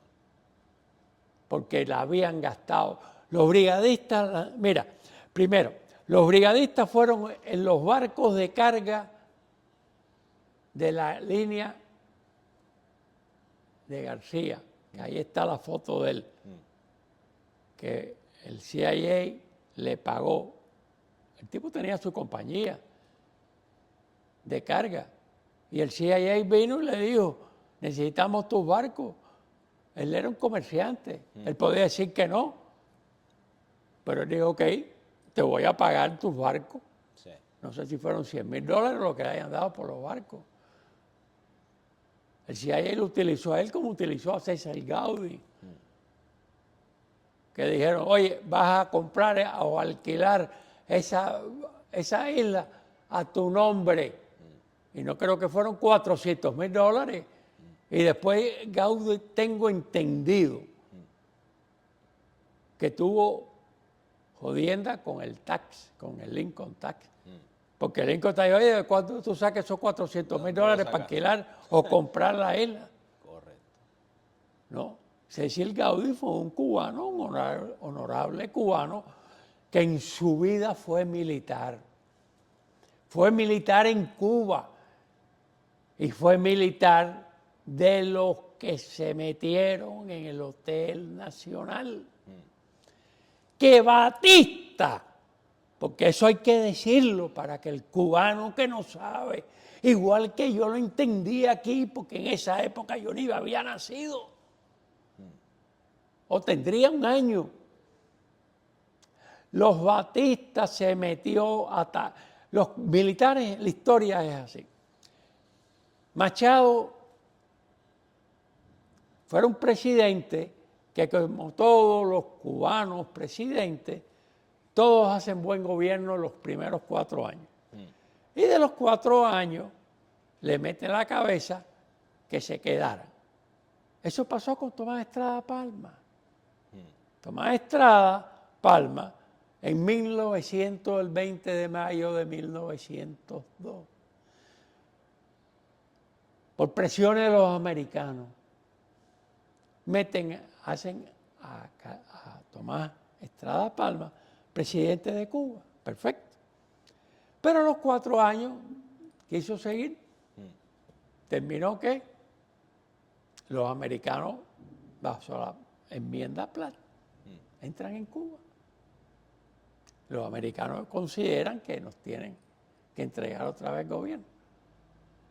No sé cuál fue el presidente, honestamente. Yo me recuerdo el 33, que era... No, posiblemente haya sido Menocal, el general García Menocal, que precisamente su nieto, Jorge Sardiña Menocal, fue el primer presidente, el primer capellán de la brigada. Fue el primer sacerdote jesuita que casualmente estudió en el mismo curso, era del mismo curso de Fidel Castro. Igual que José Ignacio Rasco, que fue el fundador del movimiento demócrata cristiano, que fue los primeros 5 movimientos que los americanos aceptaron y les apoyaron. No sería justo si no los menciono. Fue el Montecristi de Justo Carrillo, la AAA de Sánchez Arango, la organización auténtica que se llamaba Rescate, tengo entendido, pero era la auténtica de Tony Barona, el MRR de Manuel Ortime y el movimiento del Directorio Revolucionario Estudiantil de Alberto Müller, Juan Manuel Salvat, Fernández Travieso, Luis Fernández Rocha. O sea, no es justo si yo no los menciono. Correcto. Ahora, si tuvieras que darle un mensaje al pueblo cubano, ya las generaciones más jóvenes, ¿qué mensaje? ¿Qué sería yo práctico? Ya se han dado cuenta que el comunismo no sirve, dan cuenta que Fidel Castro acabó con Cuba, Raúl Castro acabó con Cuba, la generación vieja ha acabado con Cuba, y lo único que era una gente, un pueblo que ha pasado hambre cuando Cuba tuvo el primer ferrocarril, el primer teléfono, el primer televisor. Fuimos el segundo país que tuvo televisión en colores, gracias a un cubano que se llamó Gaspar Pumarejo. Y los Mestres, que fueron los que compraron. Fueron los Mestres, pero tuvieron un hombre como Gaspar Pumarejo que lo proyectó. Correcto. Cuba proyectó todas las novelas, chicos. Éramos una potencia. Era el primero en todo. No teníamos complejo. Nosotros nos tratamos a los negros y los negros a los blancos. Nosotros tenemos brigadistas negros. Porque no había problema de No, racismo. no teníamos problema de racismo. Que eso es lo que La brigada tenía un ejemplo de la armonía de los negros, los mulatos y los blancos. Hay una verdad. Si yo era rico, en la cárcel tú eras mi hermano. Pero cuando llegamos a la tierra de la libertad, seguíamos siendo hermanos espirituales. Pero yo me fui para mi gente. Y tú fuiste a tu gente. Correcto. Entonces, tenemos a Carrillo. Carrillo era un muchacho que era... Hay una historia muy interesante. Yo tengo, se dice la dicha, de que cuando Manuel Artime Hues, el líder de la invasión, el líder del MRR, Rogelio González Corso, en la clandestinaje tuvo el nombre de Francisco, fue el coordinador de todos los movimientos, de todas, del MRR, del Movimiento Demócrata Cristiano. Francisco lo fusilaron. Francisco fue el hombre, con Humberto Sorín Marín, con Ñongo Puig, que agarraron el 19 de marzo en La Habana, de casualidad, porque la vida es casualidad. Vieron muchos carros en la casa de Miramar. Una criada fue que hizo el comentario, ahí agarran. Ahí metió Fidel a su amigo, a Eufemio Fernández. Fidel Castro, ahí hablan de, ahorita digo, coño, el nombre que me acuerde. Cuando los cubanos habían decidido, muchos antes, a invadir Santo Domingo para tumbar a, ¿cómo se dice? A Trujillo. Ahorita te digo el nombre. En esa expedición, Eufemio Fernández fue un hombre, porque Fidel Castro quería ir. No, que yo voy. Y Eufemio Fernández lo permitieron que fuera. Y Eufemio Fernández le metió un galletazo a Fidel por maricón. Fidel Castro no olvidó lo que había hecho Eufemio Fernández. Cuando Fidel Castro llega al poder, Eufemio Fernández se pone a conspirar y lo meten en este grupo para fusilarlo. Esa es la historia.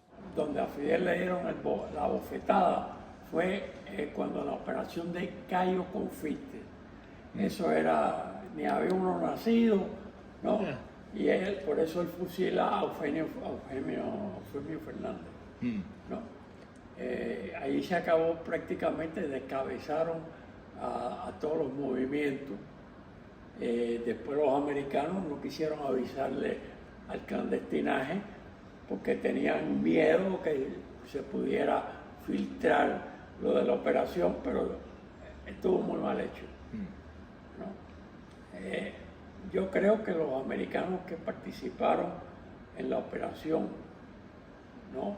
O sea, los que nos entrenaron, los que fueron los pilotos, todos consideraban que el gobierno americano iba a entrar.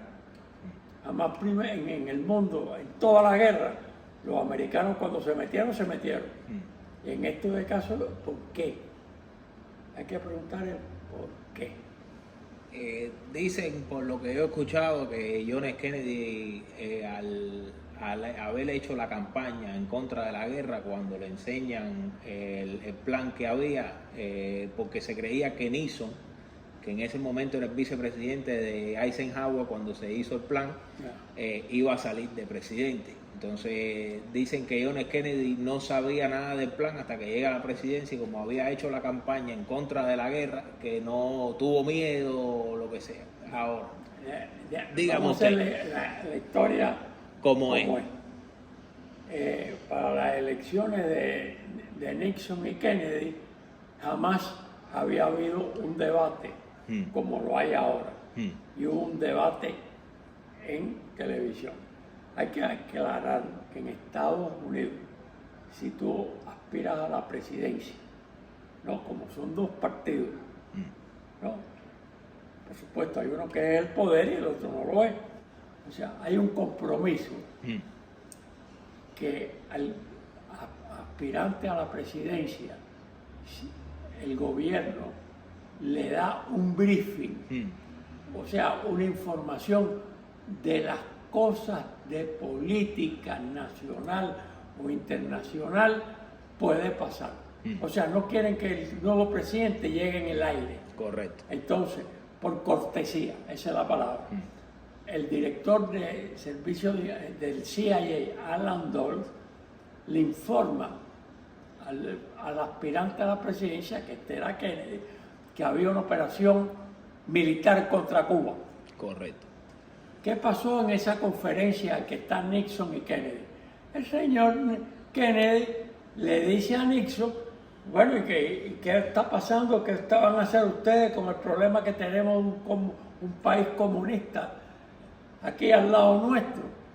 ¿Y qué puede hacer Nixon? No puede decirle, oye, nosotros sí estamos preparando y lo estamos haciendo. Correcto. Esa es la historia. Se aprovechó de una información, diríamos, secreta, para usarlo en la conferencia, para poner en ridículo. Exacto. Y acuérdense, en los años 60 no estábamos tan lejos de cuando terminó la guerra de Corea, que creo que fue como en el 52. O sea, teníamos las guerras en aquella época. Este país era más consciente, era lo que era Estados Unidos, no lo que se ha ido formando en Estados Unidos. Con la infiltración izquierdosa que tenemos ahora. Porque el cuento es con la democracia no debe permitir a nadie, sí, hay que tener libertad de expresión, pero cuando ya tú trabajas como conspirando para acabar con esa democracia que a su vez te da a permitir a ti hablar y hacer todas esas barbaridades. Eso son cuestiones que uno no... Eso es lo que pasó. Kennedy, después le pasó lo de Aida Stevenson, ¿no? Después fue quien cambia el plan de Cienfuegos, porque dicen muy ruidoso, ellos todos dicen ruidoso. Yo en el libro que yo estoy, que se va a salir, ¿no? Muy pronto. Yo conseguí la carta que el 18 de abril del año 61 el presidente Kennedy le manda al Chairman Khrushchev. O sea, ¿cómo es posible que yo me estoy dando golpe contigo, con tu enemigo? ¿No? Con mi enemigo y tus amigos, ¿no? Y yo en ese momento te estoy mandando una carta. que en principio lo que le dice, que él entienda que él tiene compromiso a través de la Organización de Estados Americanos, con los países aliados nuestros. O sea, está sin hacer un carajo, ya le está dando a entender, ¿no? Que si él le entra, fíjate qué miedo.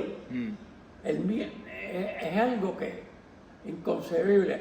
Además, acuérdense que los servicios de inteligencia de los países no es solo para la parte militar, es la parte industrial, la parte psicológica.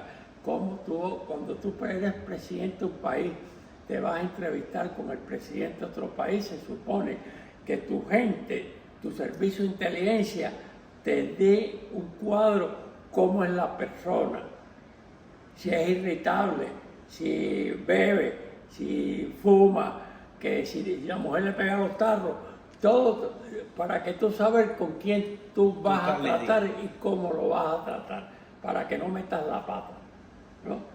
Y a Kenny, los rusos lo tienen, mira, y hablando de esas cosas, inteligencia, no tiene nada de esto lo que voy a decir.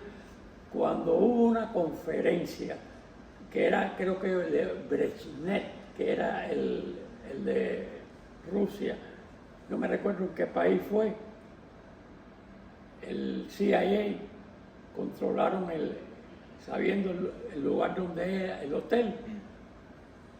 Lo que hicieron fue en el inodoro, fíjate bien, hicieron una conexión de manera que cuando el señor fuera a cagar, cogían la caca, ¿no? Y la analizaban.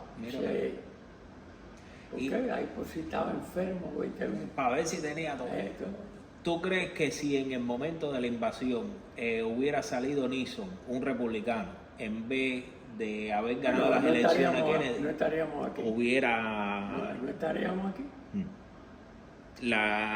Hubiéramos recibido el apoyo que necesitábamos en el momento que tomaron la brigada. Claro.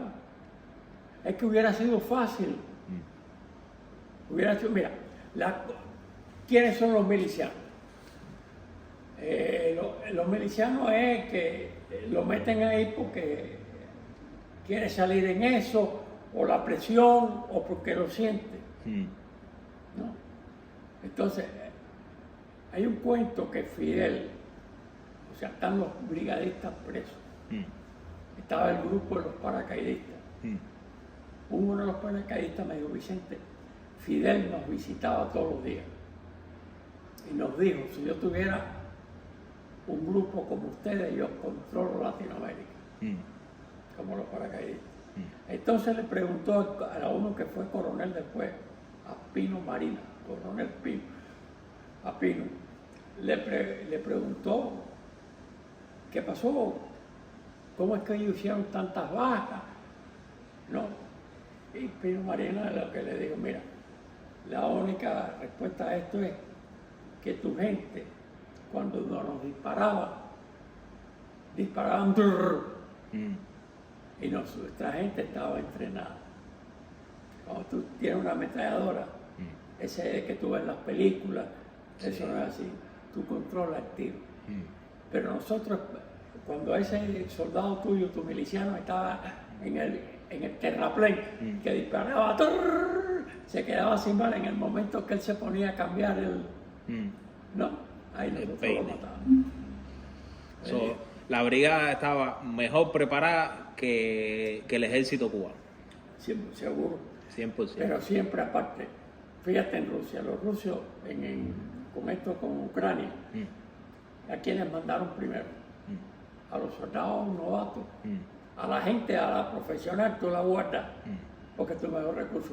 Tú tiras la carne de cañón, que vaya. ¿Quién eran los milicianos? Correcto. Y ahí viene la presión del grupo. Vamos a poner el comandante ahora no me recuerdo, que lo agarramos preso allá en la brigada. No, el tipo se rinde porque creía que eran miles de gente. Si la flota americana se hubiera puesto nada más a que lo vieran los milicianos así que la gente viera el portaaviones allá a lo lejos. El más corre todavía. Mira, el batallón de Cienfuegos lo acabaron completo, quedó vivo. Almejeira perdió en la carretera de Jagüey Grande, perdió como 700 hombres. Wow. Hubo más bajas del gobierno cubano. Oye, nosotros somos 67. En total tuvimos muertos en la brigada 104. ¿No? O sea, hubo otro caso que para quitarle la pistola mataron al tipo. Bien rendido. Y para las personas que quieren venir a visitar al Museo del Asalto de Brigada 2506, cuando lleguen aquí, ¿qué se pueden encontrar? Bueno, aquí lo que tenemos, gracias a Dios, hay fotos de los campamentos, o sea, las fotos nosotros no podíamos tener cámara. Los únicos que tenían una cámara escondida era la gente de la Fuerza Aérea, ¿no? Entonces aquí tenemos fotos de la Marina. Mira, el museo está concebido de esta manera. Cuando usted entra al museo, ¿no? Tiene un poco de armamento, algunos son réplicas, otros son de verdad. Vamos a poner los morteros que tenemos, esos tienen un hueco, no tienen tampoco el pin que va abajo, que es el que cuando viene se tira por el tubo, la bala, vamos a verlo así, hace que explote. Pero la ametralladora calibre 50 está reconstruida, ¿no? Aparte todavía esa ametralladora se utiliza, ¿no? La réplica, la bazooka, o sea, tenemos cosas en armamento, tenemos el tipo de armamento que usó la brigada. Que se usó la brigada. Tenemos un avión B-26 que fueron de los que el gobierno de Estados Unidos le dio al gobierno de Guatemala para que lo volaran y para que el pueblo viera un avión nuevo y no se extrañaran. Y así nos dio a nosotros, nos dio 8 aviones en ese momento. Y para entrenar a nuestra gente.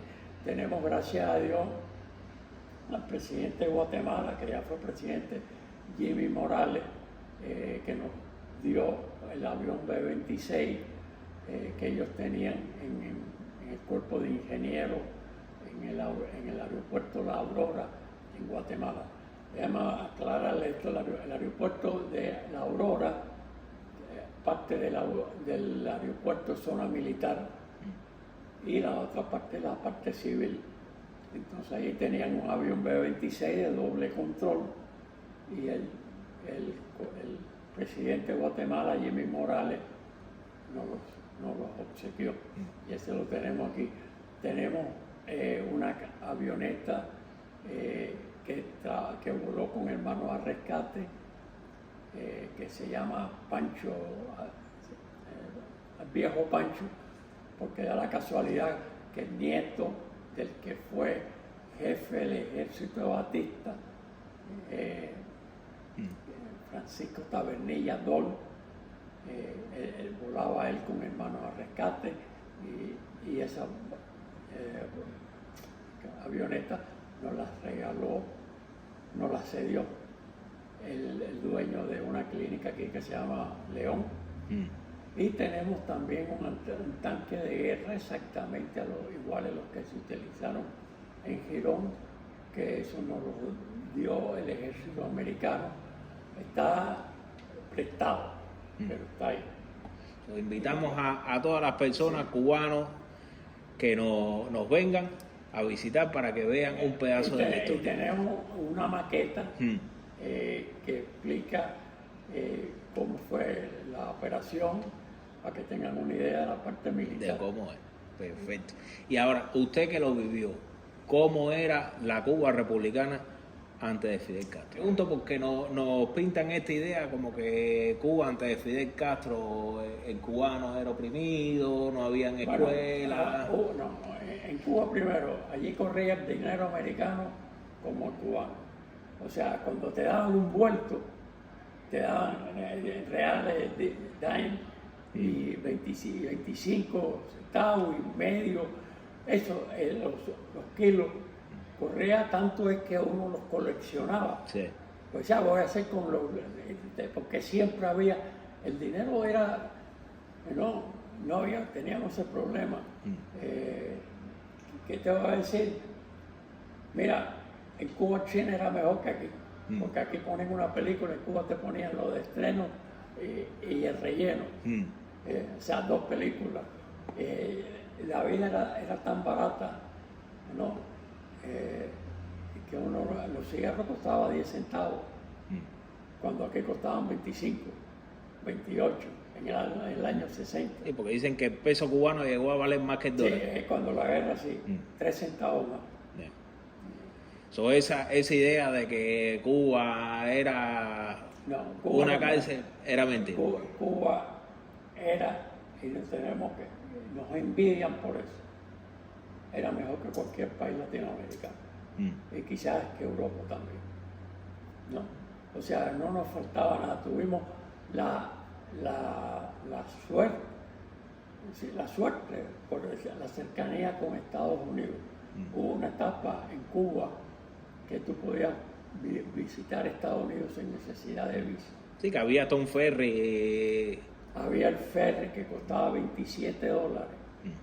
El viaje de venir a Cuba, ida y vuelta. En el ferry la gente venía con su propio carro, entraban aquí, hacían compras y regresaban después en el propio carro a Cuba, ¿no? Y en el tema de educación, habían para los muchachos pobres. Mucho mejor que aquí. El problema, mire, yo estudié en un colegio que primero nos enseñaban con inglés, aunque yo le decía a mi mamá que yo no voy a estudiar inglés porque yo nunca voy a salir nunca a Cuba. En ese entonces no tenía planes. No había planes. No, mira, uno empezaba de niño español, geografía, historia, matemática, religión, porque era un colegio católico, ¿no? O sea, te educaban, acuerdo, pero no podemos olvidar que el colegio lo que te da enseñanza, educación es en tu casa. Correcto. Tu mamá, tu papá. Tu mamá es la que te dice, lávate las manos antes de comer, te lavaste los dientes, te bañaste hoy, hiciste la tarea, ¿no? Así mismo, empieza primero con los padres. Sí, y aparte, no tenemos la manera esta americana de educar, muchas tecnologías, ¿no? Cuba era Cuba. Teníamos la influencia de España. Fíjense que no somos rencorosos, que cuando terminó la guerra nuestra contra España, los españoles que estaban allí se quedaron en Cuba y los cubanos no persiguieron a los españoles. Y hasta más está la historia que muchos gallegos iban a hacer dinero en Cuba. No, tenemos el caso del padre de Fidel. El padre de Fidel peleó con los españoles contra los cubanos. Así mismo. Y se quedó en Cuba con su finca. Y no se le persiguió. No, esa era Cuba. Es la manera que somos nosotros. Lo que tú no puedes ser en Cuba es pesado. En Cuba tú puedes ser ladrón, todo lo que tú quieras. Pero pesado, eso no lo aguantamos. Y vea, ya que vemos los dos polos opuestos, bajo el capitalismo Cuba floreció y había para todo, y bajo el comunismo se ha destruido. La diferencia con el mismo Estados Unidos, a pesar de todas las libertades de Cuba, que este país, bueno, primero tenía 200 años de fundado, ¿no? Eso no hay que... Después era tan grande que llegó, vamos a poner, tanto irlandeses, llegaron italianos, pero era tan grande que cada estado tiene sus propias leyes. Lo que tú puedes hacer aquí no lo puedes hacer en el otro lado. Correcto. O sea, porque sí, la división de poder, cada estado tiene el derecho de gobernarse solo. Es por la influencia de que si llegaron los irlandeses se fueron a Boston, Y, y quién manda los irlandeses. Correcto. Tienen sus costumbres que todavía las han mantenido. Entonces, te vas a San Francisco y está lleno de chinos. Así mismo. Cada uno ha tenido su cultura y se ha podido vivir, al vivir con libertad, ¿no? Las cosas cambian. Nadie te puede prohibir a ti que tú digas lo que tú quieres. Lo único que tú tienes que tener es cierto respeto. Así mismo. Y educación, y cortesía hacia el vecino. Ahora, ya que usted es una persona que luchó contra el comunismo en Cuba y desgraciadamente estamos viendo que en este país están tratando los izquierdosos de apoderarse. Exactamente. ¿Cuál es el mensaje para ese cubano americano que salió de la isla huyendo y está aquí? Y ya puede votar. Y ya puede votar. Y tiene que votar por Trump. Punto. Será pesado. ¿Y qué te importa a ti si eres pesado? Te está resolviendo la política. Veremos la gasolina cómo está.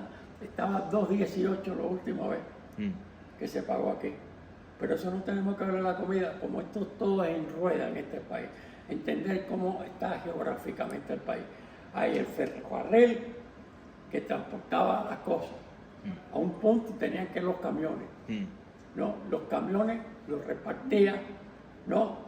Y a donde repartía a lo mejor salen más repartidores. Correcto. Todos en gasolina en este país. Exacto. Por eso usted ve cómo está la comida, que es inconcebible. Por la guerra del petróleo. Que los huevos, que el cerdo, coño, que es lo más barato que hay aquí. ¿No? Todo ha subido precio. Y cuando sube no baja. Eso Así no, mismo. El papel de inodoro. Aquí, hace años que uno estaba aquí, había un periodista famoso que sacó los diferentes tipos de papel de inodoro y fue mostrando que era de este tamaño, como fue achicando. Entonces ya tú lo ves en el palito ese, que eso es físico, cómo se va. No, que es así. Para resumir. Como el cuento de que está todo caro, te suben todo. Así mismo. Todo lo que empiece a tirarse a lo izquierdoso, socialista y comunista, acaba con cualquier sociedad. Claro. Es así. Es una justicia social mal hecha, en ese sentido. Y ahora, para los seguidores que tenemos, que nos están viendo de adentro de la isla, que tiene ganas de luchar y ganas de que eso cambie, ¿cuál es el mensaje ¿Qué para pueden eso? hacer? Yo creo que nada más un gobierno eso, con las armas ustedes no tienen armas, tan mal. La única manera es, pero siempre va a haber sangre. Lamentablemente, aquí hay el problema generacional. La desgracia de Cuba para más vaina que todos estos cabrones viven más que el carajo. Todavía tienen a Ramiro Valdés. Ahí están todavía. No, tienen un sistema de inteligencia. La gente lo hacen vivir con miedo. Ellos logran que tú digas, oye, mi vecino. Cuando se identifican es cuando es una manifestación, pero también tiene un lado ahí, no está manifestando y es del otro lado. O sea, ¿qué pueden hacer? Una huelga, rezar. Oye, que honestamente, a las armas no van a ustedes. Los de aquí tampoco van a las armas, porque ya se acomodaron. ¿No? Los que están jodidos son los que tuvieron presos, que no pueden pasarle factura a esta gente. Y cuando llegas aquí te quieres olvidar de aquello. Y aparte cuando llegas aquí vienes con la cuestión de que el que ha estado aquí, cuando vaya a visitarte, no es honesto. Dice, tengo casa, tengo carro, tengo un bote, tengo esto, mentira. Él no tiene nada de eso, todo eso lo debe. Así mismo. ¿No? Pero que, claro, si viene, yo también lo haría. Si yo sé que cruzar brinco la cerca va a cambiar mi vida, por lo menos voy a gritar y nadie me va a decir nada. ¿No? Entonces, lamentablemente es el cambio generacional Que hay. ¿No? Cuando sea Díaz-Canel, el problema, el hijo, el otro, en cualquier momento cambia y dan la vuelta. Pero si te pones a ver la historia, es así. De pronto vuelve otra vez a lo mismo. que luchen pacíficamente en lo que puedan. Claro. Y que lo más que pueden hacer es no ir a las manifestaciones. Cuando el vecino ve que tú no vas, él no va a ir. Porque los seres humanos es como los animales. Los lobos atacan en jauría. El lobo no te ataca. Generalmente los leones pasa así. Es que tiene que verlo. Es así. Lo bueno que yo veo es que, como vemos en la página mía, que nos siguen miles de personas adentro de la isla, estamos en la época de la información. ¿Y tú crees que si la Brigada 2506 lo hiciera, vamos a decir, ahora, año 24, crees que hubiera sido mejor por la información, las redes sociales, hubiera ayudado a que el pueblo se hubiera levantado? Es que ahora la guerra es diferente. Aquí es tecnología. Ya las guerras no son con armas. Siempre, pero no. El país capitalista. El que es capitalista, el que tiene este negocio, quiere cogerte tu negocio. Así mismo. Es otro tipo de guerra. No. Primero tenemos ya la información, que todo el mundo está con el celular. Para todo aquí el celular. Así mismo. El mensaje, la curiosidad, y dale.